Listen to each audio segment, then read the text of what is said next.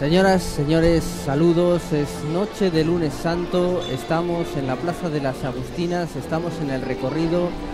de la cofradía más antigua de la Semana Santa de Salamanca y una de las más antiguas de Castilla y León, de la cofradía de la Veracruz. Más de 5 siglos contemplan la andadura de esta cofradía madre de la Semana Santa de la ciudad, que ha iniciado hace unos minutos su recorrido desde su capilla, desde la capilla de la Veracruz, y que ha atravesado la calle Domínguez Berrueta, está en Ramón y Cajal, y desde aquí, desde este punto, vamos a acompañarles en esta salida procesional del Santísimo Cristo de los Doctrinos, para este recorrido por esta cofradía que tiene un gran número de peculiaridades que les iremos relatando en los próximos minutos. Para este recorrido, decía, nos acompaña Rafael López, se lo agradecemos como siempre, nuestro experto en patrimonio procesional e imaginero. Rafa, buenas noches. Un placer estar aquí con vosotros, Paco. Y también Abraham Coco, que es periodista y cofrade, profundo conocedor de la historia de la Semana Santa de Castilla y León y de la historia de la cofradía de la Veracruz, entre otras cosas. Abraham, buenas noches. Buenas noches y gracias por la invitación. Muchísimas gracias por estar con nosotros. Estamos viendo desde el primer instante cómo esta cofradía de la Veracruz ha hecho una apuesta, y esto es quizá el primer comentario que hay que hacer para que nuestros telespectadores se sitúen, una apuesta por la austeridad absoluta y por el silencio. Hay ese detalle que veían en pantalla, un muñidor, que es el encargado realmente de abrir la procesión, también recuperando tradiciones de tiempo atrás, en el que con una campana va anunciando la presencia de las imágenes sagradas en la calle y va pidiendo silencio, que es la actitud, el caminar de los miembros de la cofradía. Como bien dices, desde el año 2006, cuando la hermandad celebra su 5º centenario fundacional, introduce una serie de cambios, prescinde por ejemplo, de la música, cambia el itinerario buscando calles más estrechas del barrio antiguo y yendo además hacia la catedral para hacer estación de penitencia ante el Santísimo. Y bueno, se va consolidando esos cambios que la hermandad hace en esta procesión, que pese a la antigüedad de la hermandad, con sus más de 5 siglos, es la procesión más reciente de las que organiza, desde el año 1985, y pese a esos, no llega a 30 años, pues es un desfile que ha cuajado mucho en la Semana Santa de Salamanca. Ya no entenderíamos el lunes santo sin ella, sin todas esas particularidades de las que hablamos. Efectivamente, esta es la edición número 29, o debería ser la edición número 29 de esta salida profesional del lunes santo, porque desgraciadamente la realidad es que han sido bastantes menos procesiones. Hay que decir que es una procesión muy castigada por las inclemencias climatológicas en los últimos años de manera peculiar, y bueno, llevaba varios años sin poder salir de manera parcial o completa, y por eso este año hay una especial intensidad en lo que rodea este lunes santo. Ahora sucede como ayer, ¿no? Como el domingo de Ramos. Parece que Salamanca ha sufrido en los 2 últimos años, sobre todo, pues mucha lluvia en sus procesiones, y tiene la ciudad ganas de ver a las hermandades en la calle. Y bueno, con la Veracruz le ha sucedido. En los últimos años es una procesión muy castigada, la del lunes santo, en ocasiones incluso no solo de haber tenido que no salir y quedarse dentro de su capilla, sino haber salido y haber tenido que suspender en la calle de la Compañía, por ejemplo, la procesión por un enorme aguacero, que parece que hoy no va a suceder, y vamos a poder disfrutar de ellos hasta más de la medianoche, que es cuando tienen previsto su regreso hasta la Veracruz. Esperemos que así sea, efectivamente. Ese toque de campanas es lo que están escuchando. De momento es lo único que rasga el silencio, es esa llamada que hace el muñidor para que las personas que están en este recorrido guarden el silencio y el respeto y el fervor debido al paso de las imágenes, ahora lo veremos, del Santísimo Cristo de los Doctrinos y de Nuestra Señora de la Amargura. Estamos, Rafael, también hay que decirlo, en uno de los corredores más intensamente monumentales de la procesión, de las procesiones salmantinas. Ya lo apuntaba Abraham, es un recorrido precioso. Ahí vemos aparecer la imagen del Cristo de los Doctrinos, ahora hablaremos de ella. Es un recorrido precioso realmente, en esa calle estrechita de Domínguez Berrueta, que sale de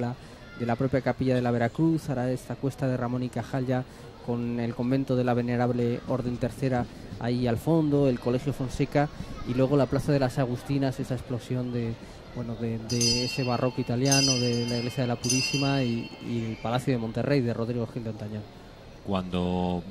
Yo creo que cuando hablamos de la Semana Santa y nos fijamos en el título que tiene Salamanca, ¿no? como una Semana Santa de carácter internacional, no es solamente por la calidad que puedan tener las esculturas, que indudablemente algunas pues son muy importantes dentro de la imaginería, bueno, principalmente el barroco, siglo XVII y XVIII, que es lo que nosotros más recordamos, sino el escenario en el cual se mueven todas estas figuras, ¿no? El teatro en el que tienen, digamos, que actuar. Ese teatro, pues bueno, está jalonado de multitud de monumentos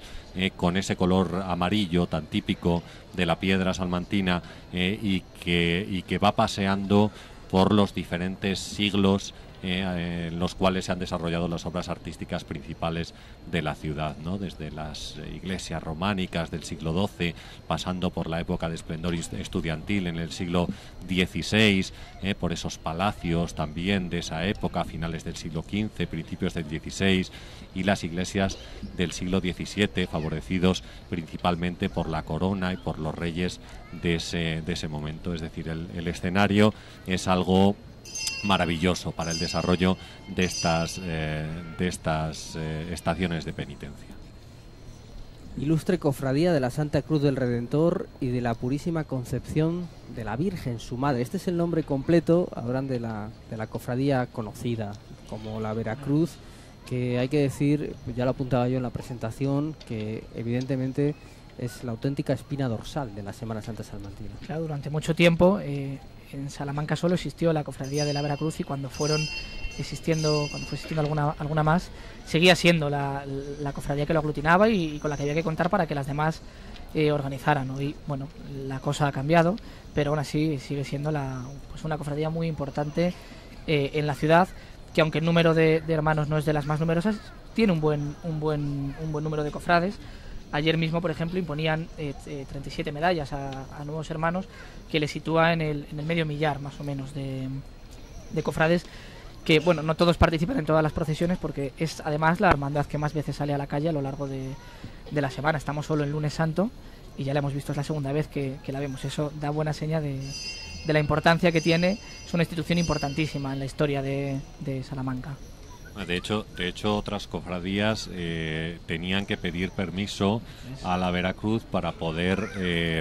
salir a la calle y realizar un desfile procesional, porque ellos tenían la exclusividad de la Semana Santa en Salamanca, otorgada por el rey Felipe II, creo, así es, ¿no? Así es.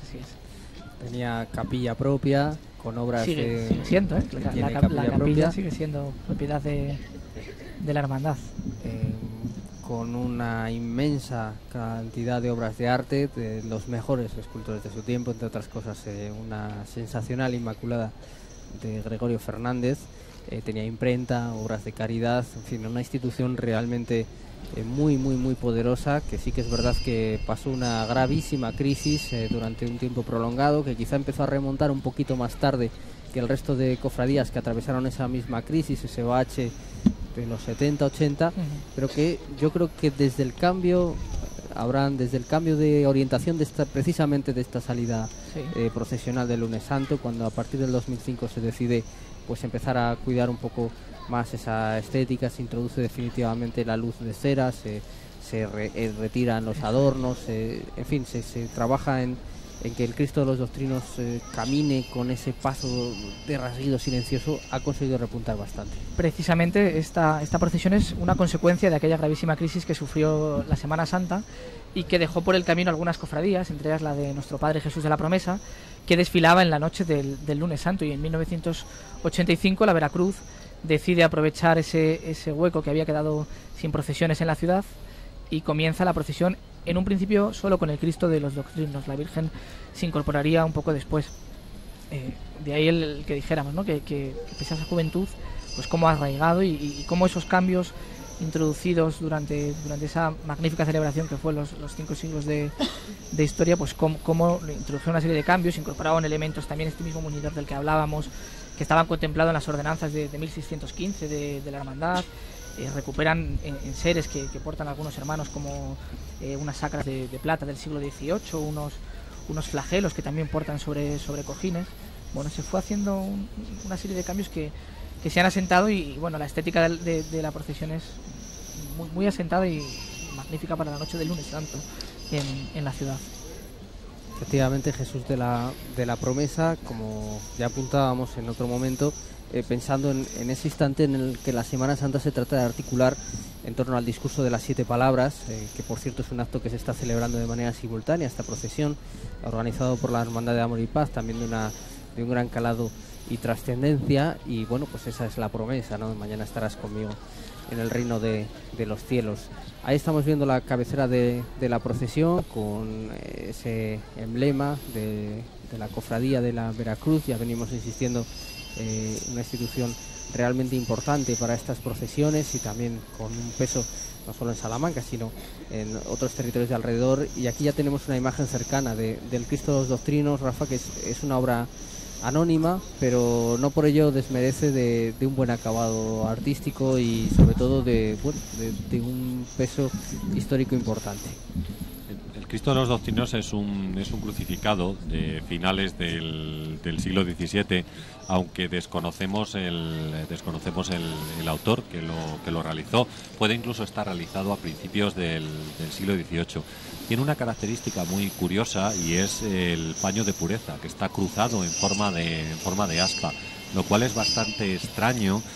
Pero también lo encontramos en la iconografía de otra imagen que desfila por las calles salmantinas, que es el Cristo del Amor y de la Paz, una obra de la misma época que curiosamente también es anónima. Quizás podíamos buscar ahí una relación entre las dos figuras o en el autor de las figuras. Pero vamos, indudablemente la figura está influenciada por la escuela castellana y por las obras que realiza Gregorio Fernández. Ahí la tenemos, la vemos de frente. Es un Cristo menos sangriento quizás que otras obras de Gregorio Fernández, pero sí se aprecian características propias de la escuela castellana, que si quieres después podemos comentar un poquito.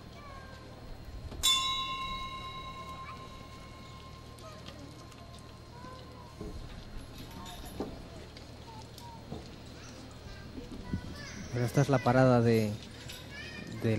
los hermanos de carga, los hermanos que llevan el paso. Hay que decir que el hermano mayor del paso del Cristo de los Doctrinos es José Manuel Pascua González.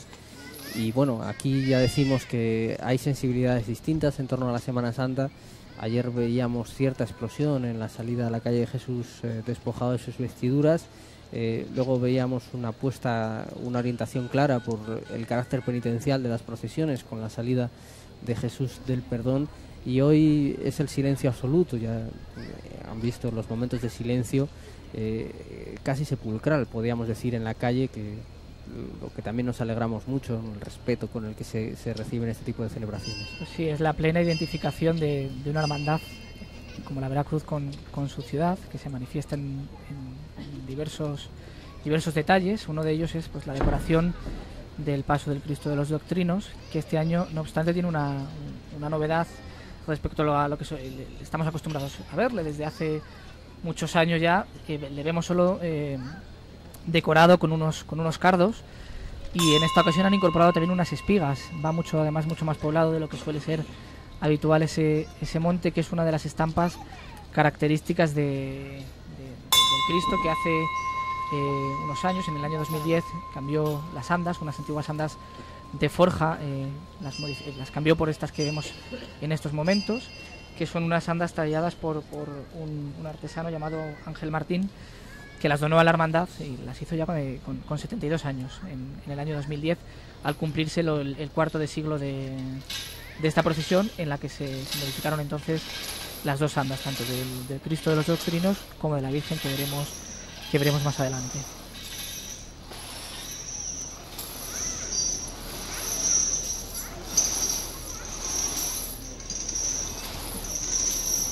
Como curiosidad también, Paco, el número de hermanos que cargan con el Cristo de los Doctrinos son 44. 44 hermanos, ahí estamos viendo, ya lo decíamos, Rafa, una imagen auténticamente sobrecogedora. de una belleza intensa. Esto es el famoso binomio pasión y piedra, cuando en silencio, de una manera tan casi como pidiendo perdón o pidiendo permiso, este paso va poco a poco avanzando por este entorno auténticamente único que compone la Plaza de las Agustinas, con el convento de las Madres Agustinas, con la iglesia de la Purísima y con el Palacio de Monterrey, en esta luz ambiente que estamos disfrutando, con este color amarillo, dorado, con estos tonos, con estas sombras, con este juego de luces, de silencios, pasión y piedra. Pues mira, Paco, iba a decir que estoy emocionado realmente de ver esta imagen paseando al lado de toda esta impresionante belleza monumental que tenemos en la noche de hoy, lunes santo, en las calles de Salamanca, al lado de esa imagen recortada de la iglesia de la Purísima ahora mismo y el Palacio de Monterrey, cómo el Cristo de los Doctrinos se va abriendo paso entre estos dos monumentos para para continuar la marcha penitencial de los hermanos de la hermandad de la Veracruz. Decíamos antes o comentábamos antes sobre la imagen. Yo decía que es una imagen muy típica castellana, pues principalmente en contraste, por ejemplo, con la imagen del perdón que vimos ayer. Este Cristo está muerto, que es una característica propia de las imágenes de Gregorio Fernández, que digamos es un poco el modelo y siempre la referencia a la cual debemos dirigirnos para los artistas del siglo XVII y del siglo XVIII, ¿no? Igual que Juan Martínez Montañés es la referencia en Andalucía para la mayoría de las esculturas y modelos escultóricos que se van a fijar en esa época, en Castilla tenemos a Gregorio Fernández, ¿no? Igual que la utilización de los 3 clavos solamente. Es curioso, pero por ejemplo en Sevilla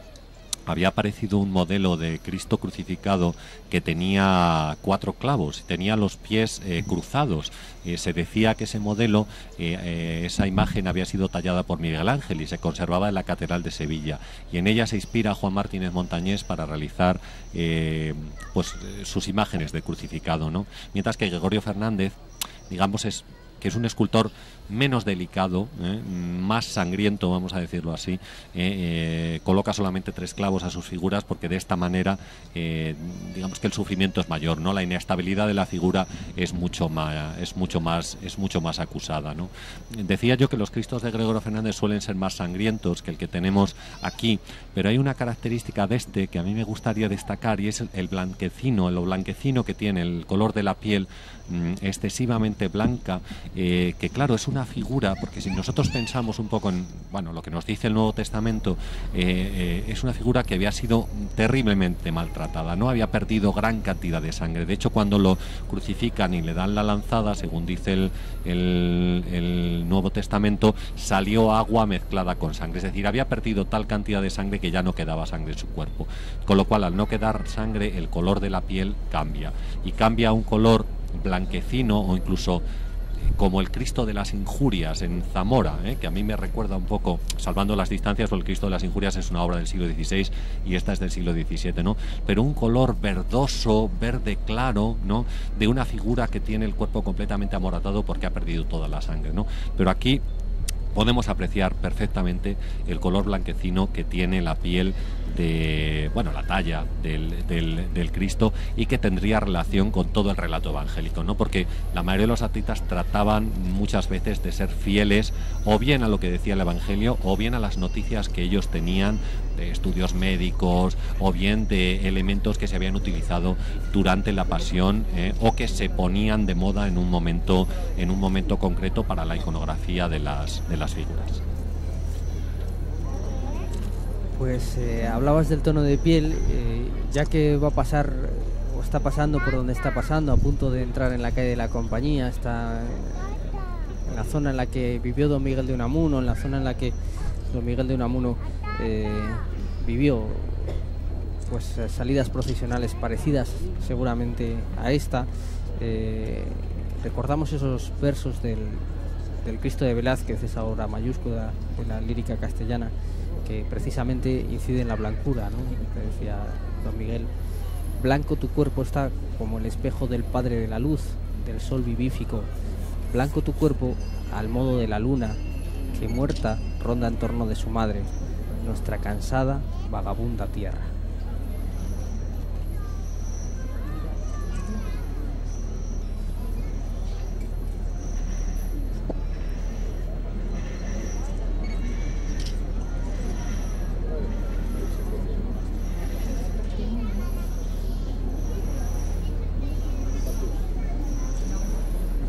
Ya decidíamos en que es un Cristo efectivamente muerto. Ahí veíamos esa imagen que nos muestra con todo detalle, y es un primer plano que aguanta muy bien la talla, lo cual dice mucho de ella. Sobre esa blancura, un pequeño detalle que demuestra la devoción que hay por esta imagen, que está colocada dentro de la capilla durante el resto del año en uno de los muros de la capilla de la Veracruz. No lo podemos apreciar en la transmisión, pero en los pies esa blancura ya hasta desaparece y se convierte solo en madera. Bueno, pues esa complicada siempre combinación de la devoción y la conservación de la imagen, que por supuesto no está mal conservada, está bien conservada, pero si alguien se acerca durante el año a la capilla, pues verá cómo en los dedos de los pies pues se nota ese pasar de manos con promesas, con peticiones, con agradecimientos hacia la imagen, que hace que vaya perdiendo la policromía en esa parte que los devotos pues más tocan.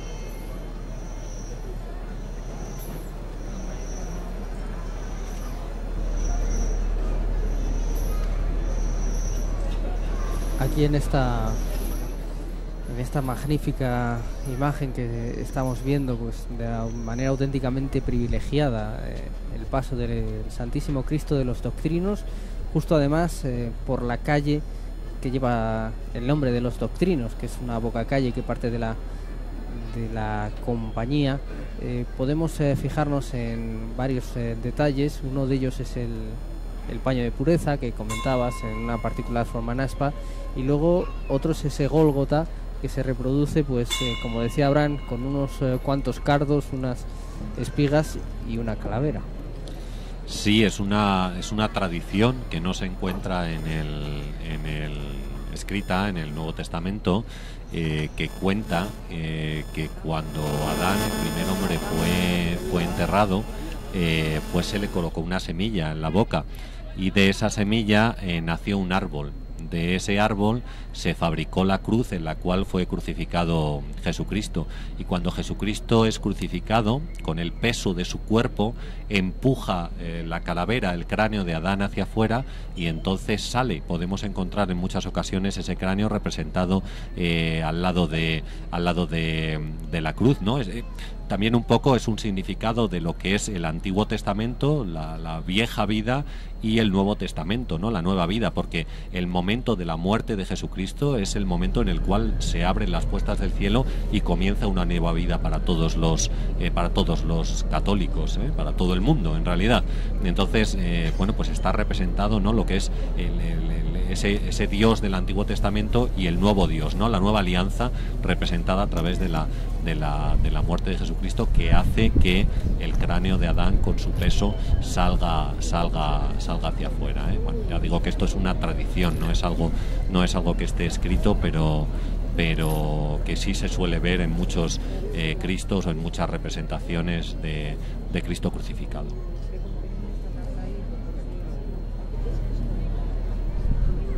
Ahí está el Cristo de los Doctrinos subiendo la cofradía de la Veracruz en la calle de la Compañía, y justo esa primera calle que ven ustedes asomar a mano izquierda es la calle de los Doctrinos, porque parece ser que este Cristo procede de una institución de doctrina y que de ahí tomó su nombre, luego por distintos avatares pues acabó engrosando el amplio patrimonio de la cofradía de la Veracruz. Y decía yo, Abraham, que si hablamos de rincones cofrades, de puntos, de espacios con una especial vinculación con la Semana Santa, es imposible que nadie deje de emocionarse disfrutando este inicio de su vida por la calle de la Compañía. Lo escuchábamos en la semana pasada en el pregón, en el brillante pregón que Luis Felipe Delgado ofreció sobre, bueno, para anunciar la llegada de la Semana Santa de Salamanca, en el que elogiaba también ese marco, y pues la calle de la Compañía, sin ser la única, sí que es un poco la insignia de la Semana Santa de Salamanca, porque es una calle, bueno, pues donde esa piedra dorada nuestra bueno, pues hace un efecto especial, ¿no?, al paso de las procesiones, con todos los muros de diferentes construcciones de una época gloriosa de la ciudad.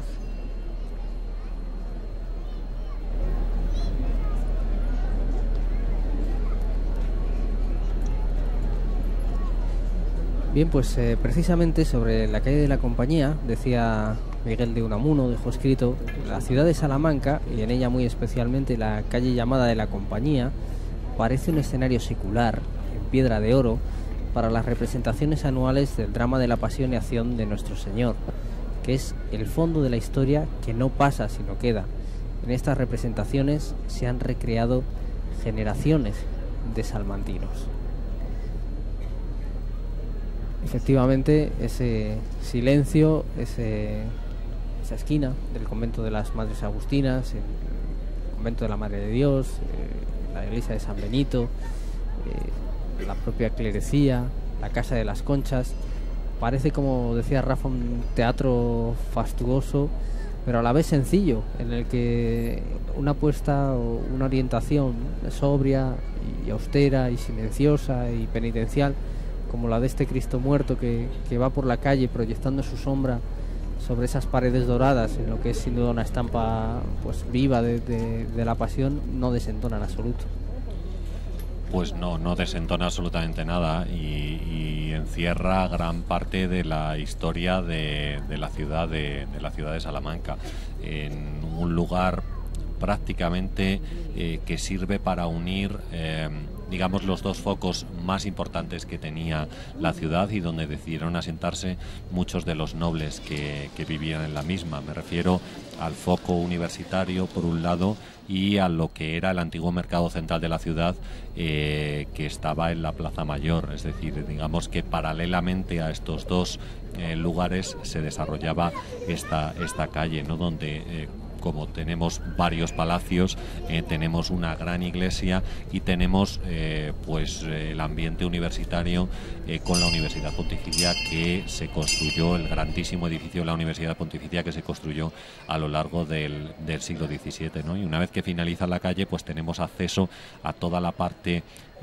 más antigua de la ciudad, ¿no?, con la zona universitaria, la fachada de la universidad y la primera universidad que tuvo Salamanca, que en realidad fue la catedral, no las catedrales, y en concreto la catedral vieja, antes de la construcción del edificio principal que conocemos ahora.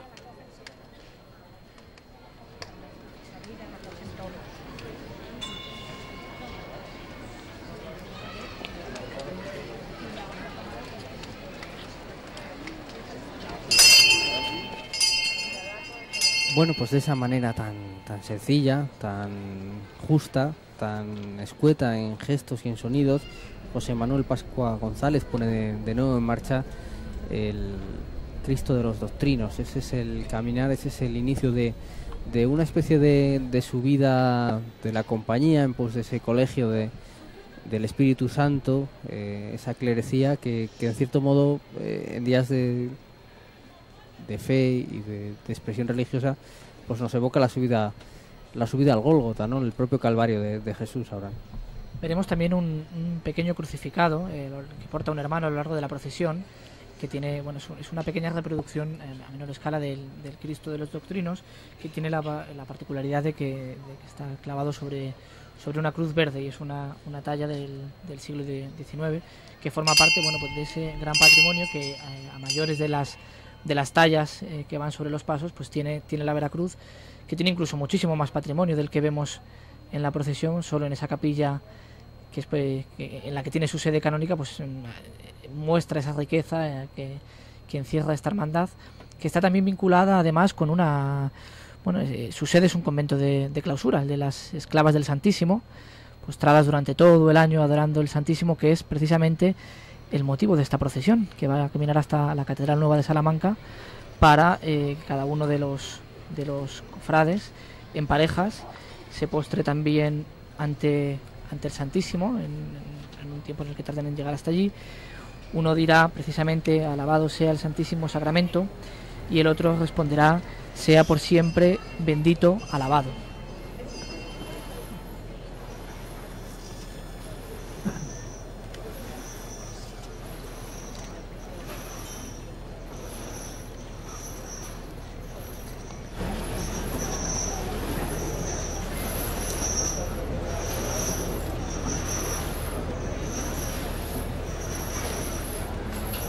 El convento de las Madres Agustinas sirve ahora de telón esa esquina. Ya decía que cada vez que hay un flash, cada vez que hay una iluminación, la propia iluminación de la calle, la propia iluminación natural, que es la que estamos disfrutando en esta retransmisión,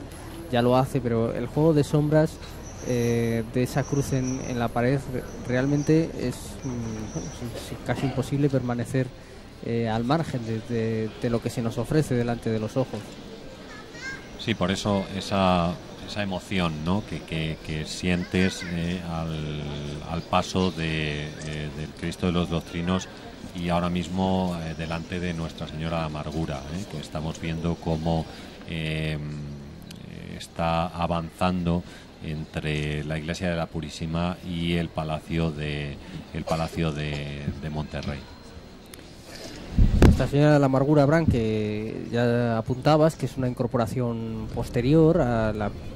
inicio de esta procesión del Lunes Santo, cuando se organiza desde el año 85 por la Veracruz, solo sale con el Cristo de los Doctrinos. Luego sí que las hermanas de la cofradía tienen interés en poder portar una Virgen y bueno, se busca en el patrimonio amplio y se encuentra esta talla. Creo no equivocarme en las fechas, hablo un poco de memoria, que es en el año 91 en el que se incorpora esta imagen, que además en el año 2000 pues sufrió una gran renovación, se modificó la policromía, se ha buscado siempre el irla dignificando lo máximo posible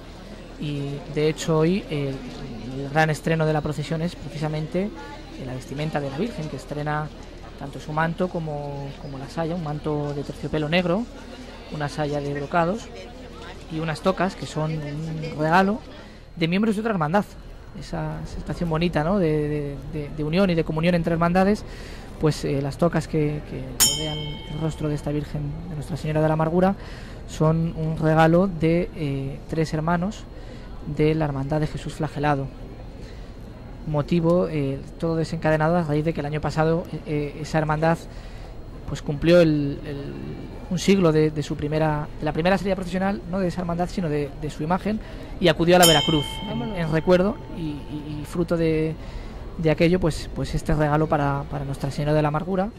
que vemos portada por un turno únicamente compuesto por mujeres. En este caso, si en el Cristo hablábamos de 44, en este caso son 32. 32 hermanas de paso, 32 hermanas cargando con esta imagen de Nuestra Señora de la Amargura, que tampoco será la única vez, que igual que a la cofradía de la Veracruz todavía le queda por delante una intensa Semana Santa, especialmente con ese Viernes Santo recuperado bajo su total organización, con la novedad del acto del descendimiento el Viernes Santo por la tarde en vez de por la mañana, como se venía realizando, y luego la procesión del entierro, y en esa procesión precisamente volveremos a ver esta talla incorporada en este caso en otro conjunto. Curioso que los dos pasos que vemos hoy por separado, el Santísimo Cristo de los Doctrinos y Nuestra Señora de la Amargura, desfilando a unos metros de distancia cada uno, ¿no?, en pasos independientes, formarán junto con San Juan y la Verónica un conjunto en esa procesión del Santo Entierro de la Cofradía de la Veracruz en la tarde del Viernes Santo.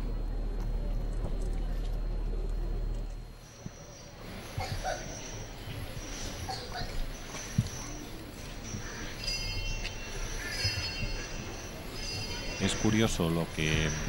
comentabas antes sobre la incorporación de la mujer a las diferentes cofradías, cosa que, si no recuerdo mal, no sucedió hasta el año 1973 y fue la Hermandad del Cristo del Amor y de la Paz la primera cofradía que incorporó mujeres, que poco a poco fueron ganando peso en las diferentes cofradías. Y bueno, pues que digamos exigieron lo que para ellas era un derecho también, que era poder cargar sus propias imágenes, ¿no? Y con el esfuerzo que supone para ellas realizar esta carga o sea, este esfuerzo físico que supone cargar con la Virgen, yo creo que ven cumplido un deseo, no solamente en la cofradía que está desfilando hoy por las calles de Salamanca, sino en otras cofradías salmantinas que también han incorporado imágenes de la Virgen que son portadas por las hermanas de carga de las diferentes estaciones de penitencia. Es cierto que, bueno, históricamente algunas casos de la Congregación del Rescatado y Nuestra Señora de las Angustias había secciones, digamos, femeninas o agrupaciones de hermanas o de cofrades, pero la Hermandad del Amor y de la Paz es la primera que, según renovación de sus estatutos, además en ese momento recién aprobados, incorpora a las hermanas como miembros de pleno derecho, lo cual fue un paso sensacional de la Semana Santa en toda España, que partió de Salamanca. Y es un proceso que en Salamanca se dio de una forma muy natural. Hemos visto, bueno, y todavía continúa, y en otras ciudades en que, bueno, pues a veces surgen fricciones por la incorporación de la mujer. En Salamanca nunca hubo esa problemática a raíz de como decís, la salida de la fundación de la Hermandad del Cristo del Amor y de la Paz. La mujer se comienza a incorporar a las diferentes cofradías y está plenamente integrado hoy en día. Prueba de ello es que ya hemos tenido en estos momentos, además hay mujeres dirigiendo cofradías. Precisamente la Congregación de Jesús Rescatado de la que hablas, pues tuvo una hermana mayor, Ana Torrecilla, y la Hermandad del Silencio del barrio de Pizarrales, pues ha tenido recientemente una mujer ha cedido el testigo, Mabel ha cedido el testigo a otra mujer, que es Ana Iglesias, que es la hermana mayor, la única hermana mayor mujer en estos momentos en la ciudad. Y que también era una manera de afirmar su fe, ¿no? Porque hablamos de la Hermandad del Cristo del Amor y de la Paz, donde recordamos que los hermanos van con la cara descubierta, con un hábito monacal, ¿no? Mostrándose en un momento de mucha dificultad para la Semana Santa en Salamanca, y en la cual a esta gente, principalmente jóvenes, no les importaba, ¿no? Demostrar su fe y decir, oye, mira, aquí estamos nosotros, y esto es en lo que creemos, ¿no? Y bueno, pues poco a poco esa fe, ¿no? Esa manera de vivir la Semana Santa se ha ido, digamos, ampliando a otras cofradías, ha ido llegando a otras hermandades, donde las mujeres, pues exactamente igual que los hombres, por supuesto, quieren expresar su fe, expresar su sacrificio y vivir la Semana Santa en paridad. Avanza Nuestra Señora de la Amargura con, bueno, esa especial contención. Aquí no hay ningún gesto que casi que asume por encima de otro, todo es un fluir silencioso, austero, una cadencia delicada, sentida, espiritual, utilizar esta palabra. Y vemos aquí una imagen, Rafa, que en este caso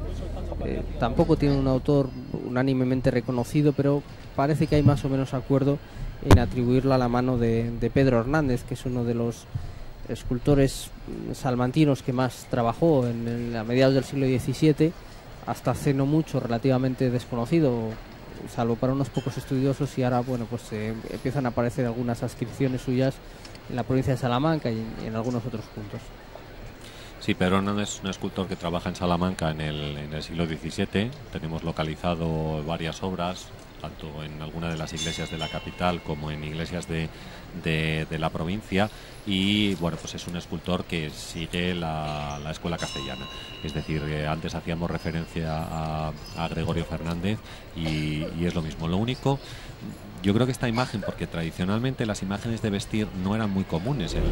la escuela castellana, y esta es una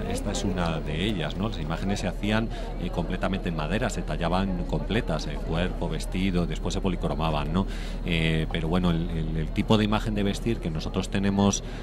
aquí era más propio del sur de España, era mucho más propio de Andalucía, donde tanto cristos como vírgenes pues tenían tallado solamente lo que eran las manos la cara y en algunas ocasiones los pies, en el caso de que se pudieran ver. Incluso algunas figuras eran articulables, se podían mover y cambiar de posición los brazos. Por eso esta imagen que tenemos ahora, que vemos su rostro tan delicado ahora mismo delante de nosotros, pues resulta un tanto diferente, ¿no? Un tanto extraña al ser una imagen de vestir. Es un rostro también dentro de esa contención, y a pesar de que estamos hablando de una escultura barroca, es Pedro Hernández, según hemos ido conociendo a través de estudios de Antonio Casaseca, de Alfonso Rodríguez y Gutiérrez de Ceballos y de otros autores que se han ocupado de su figura. Un escultor un imaginero que se mueve entre el manierismo y ya el naturalismo barroco, inspirado seguramente por Gregorio Fernández, con el que comparte periodo histórico y con el que de hecho compite, parece ser, por la realización de la Inmaculada de la capilla de la Veracruz, ganando al final el escultor gallego instalado en ese momento en Valladolid. O sea que es un rostro, la verdad, de una contención y de una mueca de dolor contenido y de dolor interiorizado, que también resulta conmovedora, especialmente cuando se ve en la calle.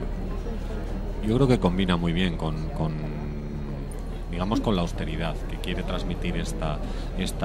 procesión, y una austeridad que es algo también muy común a las procesiones de Castilla y León. Es decir, este es el ambiente de la procesión de Castilla y León. Es decir, esto es lo que nos gusta vivir en las procesiones de Castilla y León, y lo podemos comprobar perfectamente en el acompañamiento de los pasos. Es decir, no existe ni siquiera un tambor que nos indique el ritmo al cual deben caminar, ¿no? Simplemente se anima a la gente a guardar silencio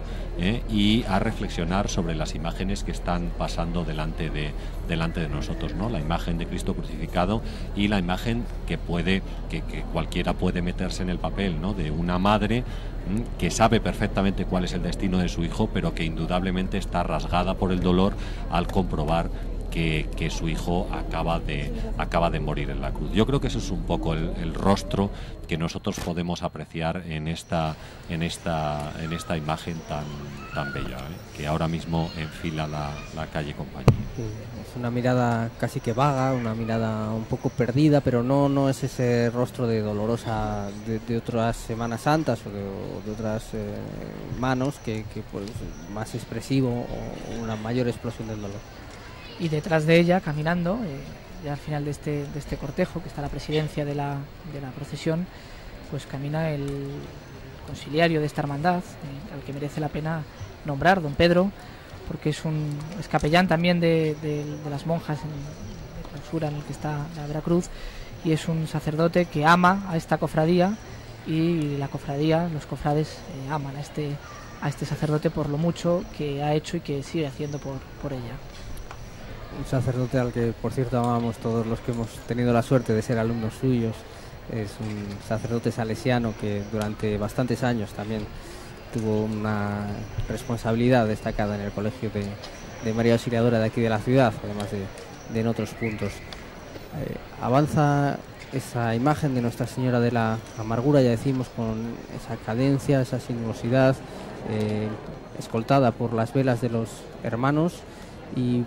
nos fijamos en detalles como ese sencillo pañuelo y ese rosario, insistiendo mucho en lo que comentabas al principio, Abraham, ¿no? Es una salida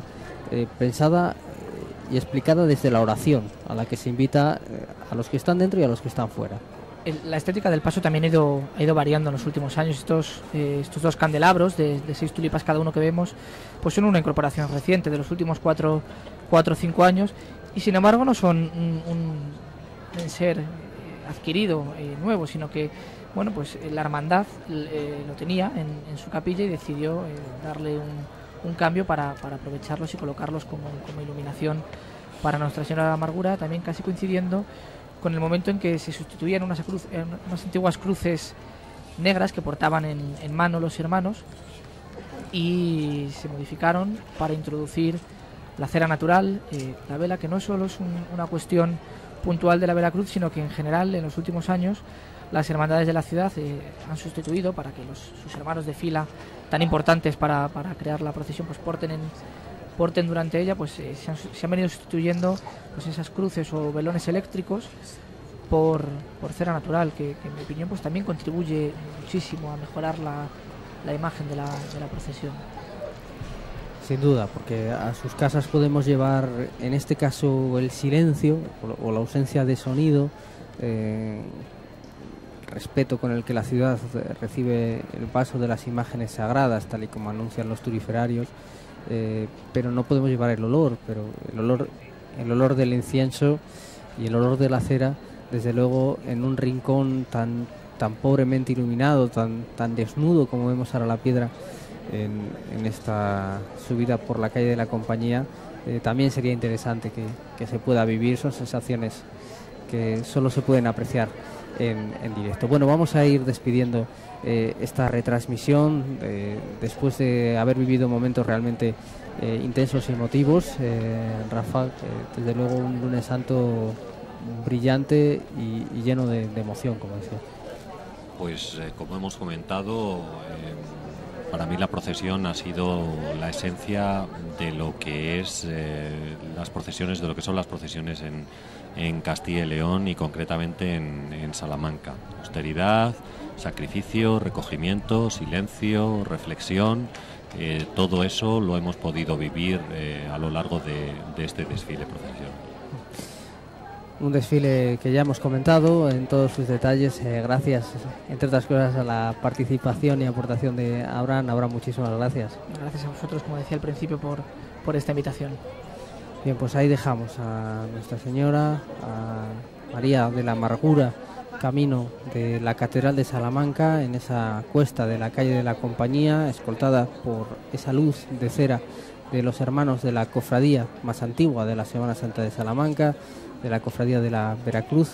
Y hasta aquí la narración de este lunes santo salmantino. Muchísimas gracias por su compañía y sigan viviendo intensamente estos días de Pascua.